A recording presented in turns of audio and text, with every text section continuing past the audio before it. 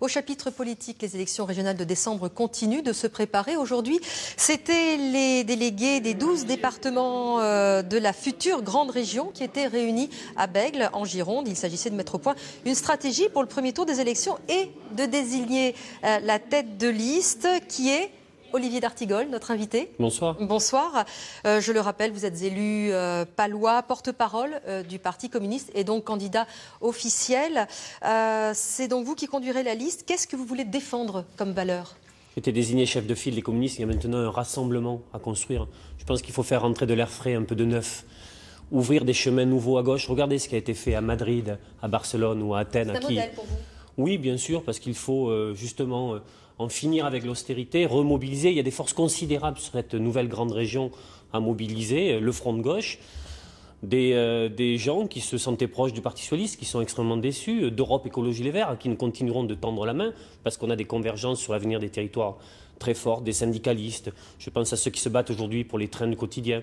Donc on veut aller chercher ce souffle-là, oui. C'est une liste que vous allez mener seule pour le front de gauche, avec Alain Rousset. Comment est-ce que vous vous positionnez ? Ah non, nous avons fait le choix d'une liste autonome de type front de gauche, mais bien plus large aujourd'hui que les limites actuelles du front de gauche. C'est pour ça que je prends l'exemple de Podemos et de Syriza, de ce qui s'est fait, pour justement poser des axes forts de ce qui nous semble être des urgences pour cette grande région, pour les politiques menées.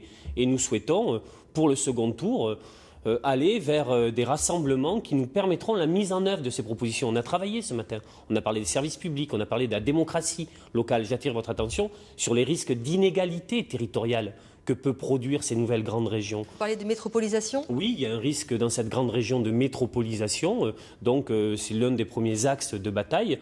Et j'ai senti, moi, beaucoup d'énergie positive et la possibilité pour ces élections de décembre, justement, de faire grandir nos propositions, de les mettre en co-élaboration dans l'ensemble des 12 départements. Je vais commencer, moi, à faire la tournée de ces 12 départements pour aller à la rencontre de tous ceux qui sont disponibles pour cette construction politique. Alain Rousset termine son 3e mandat. Qu'est-ce que vous pensez de la politique qu'il a menée jusqu'ici ? Et est-ce que c'est bien raisonnable de faire un 4e mandat, de se présenter pour un 4e mandat ? La réponse est dans la question.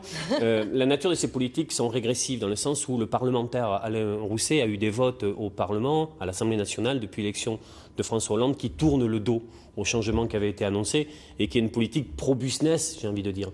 Il y a une part considérable d'argent public aux entreprises que nous souhaitons contrôler, vérifier de plus près, parce que dans le même temps, le chômage progresse. Et donc, oui, il faut faire du neuf en politique, dans les pratiques politiques. Je suis contre le cumul des mandats et je pense qu'il n'est pas raisonnable, en effet, de présider une région plus d'un quart de siècle. Mais ce n'est pas l'essentiel de la bataille politique qui s'annonce. L'essentiel, c'est le contenu de ces politiques régionales que nous souhaitons et que nous voulons aussi mettre en œuvre. Très bien, on vous retrouvera donc en décembre prochain. Merci beaucoup, Olivier d'Artigol. Merci.